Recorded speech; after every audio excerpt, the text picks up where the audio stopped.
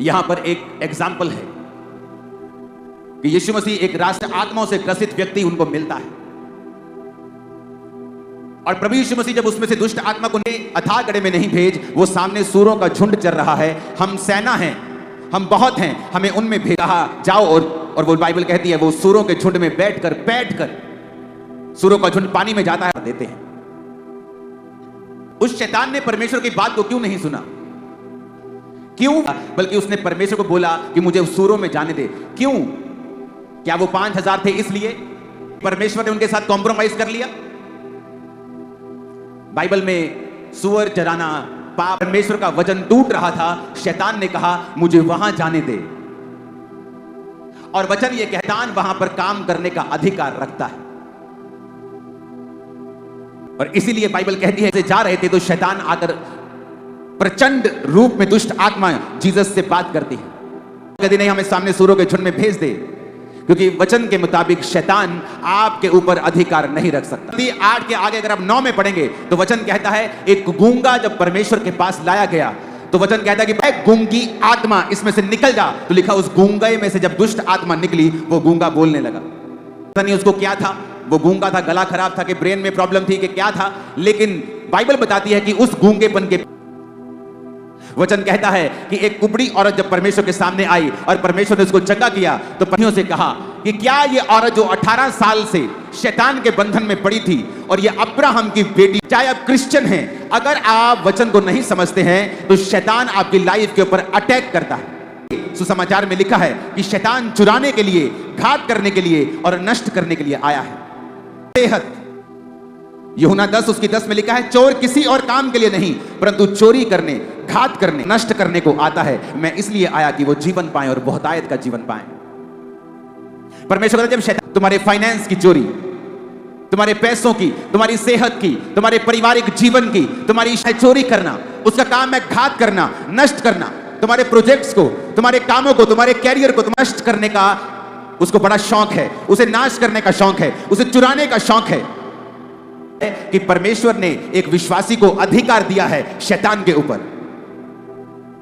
लेकिन आज कारण यह है कि हम परमेश्वर के वचन को कहीं ना कहीं तोड़ रहे हैं। जहां वचन टूटता है शैतान के पास लीगल राइट है। आप क्रिश्चियन हैं, चाहे आप मसीह हैं, चर्च जाते हैं, अगर आप वचन को तोड़ रहे हैं तो शैतान के पास अधिकार है आपके नहीं, तू सूरों में नहीं जा सकता। शैतान के कहने का मतलब था जहां पे वचन ब्रेक हो रहा है मुझे वहां जाने दे, और परमेश्वर ने भी आज बहुत सारे विश्वासी बीमारियों से जूझते हैं, तंगी से जूझते हैं, डिमोनिक अटैक्स, और वो कभी ये जानने की कोशिश नहीं करते वचन में से कि ऐसा हमारी जिंदगी में क्यों हो रहा है। कईयों का तो परमेश्वर एक हर जगह वो नाम के मसीही हैं, फिर वो सोचते हैं कि शैतान उन पे अटैक क्यों कर रहा है। कहती है तू अपने पिता, अपने परमेश्वर के सामने झुक और उसी की उपासना कर।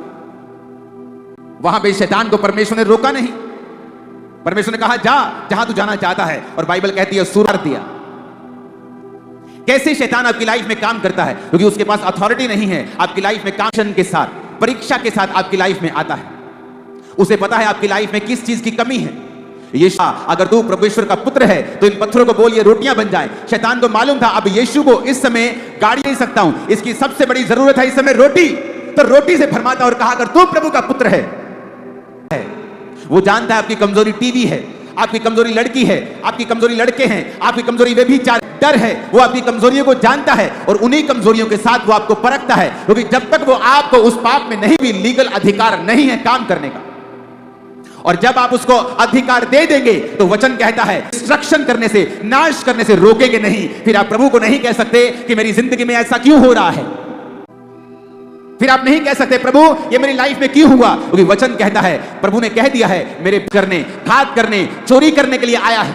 प्रभु तेरी जिंदगी में काम नहीं कर सकता अगर तू उसको काम करने का मौका ना देता है। परीक्षा से आता है, वो जानता है तुम्हारी कमजोरी क्या है, वो जानता है तुम फोन तुम्हारी कमजोरी है, वो ताकि पाप के साथ रखे और प्रभु से दूर रखे। वो जानता है तुम्हारी कमजोरी क्या है, पैसा तुम्हारी कमजोरी है, पावर तुम्हारी कमजोरी है, तुम्हारी कमजोरी है, वो सब जानता है। वो सालों पुराना शैतान इब्लीस, वो सांप झूठ बोलता है। वचन कहता है यूहन्ना 8 उसकी 44 आयत में वो झूठा है, वो आपसे झूठी बात, हर बात को आपके विश्वास के खिलाफ वो इस्तेमाल करता है। क्यों?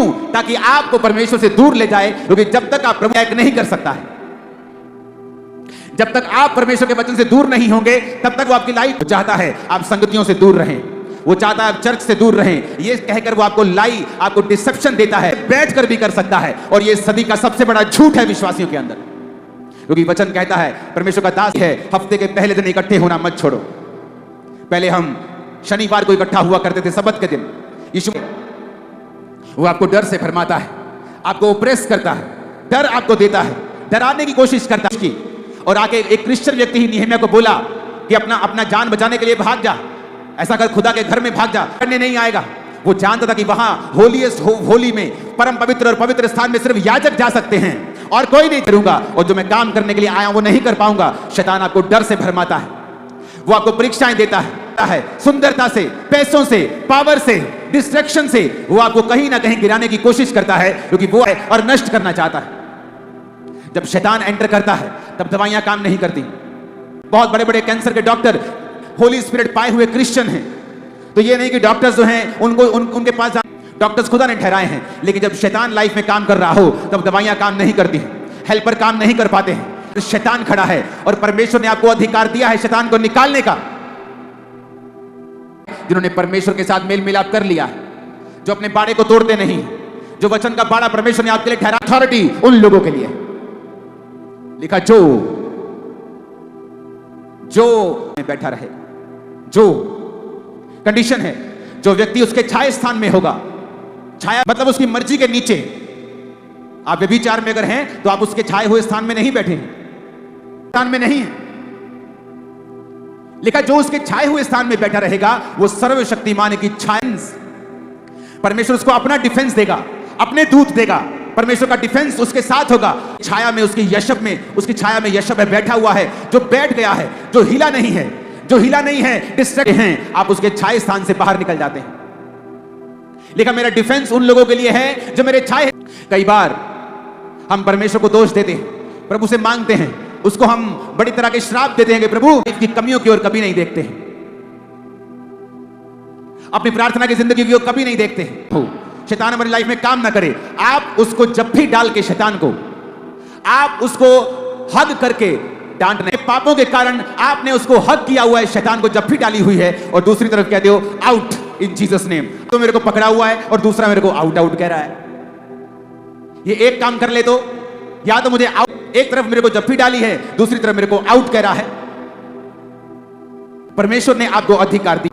याकूब 4 उसकी 7 आयत में, तू शैतान का सामना कर, वो तेरे सामने से भाग जाएगा। लेकिन किनको?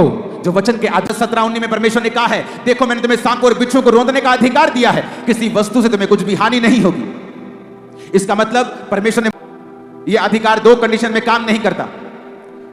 पहली कंडीशन, अगर आप इन अधिकार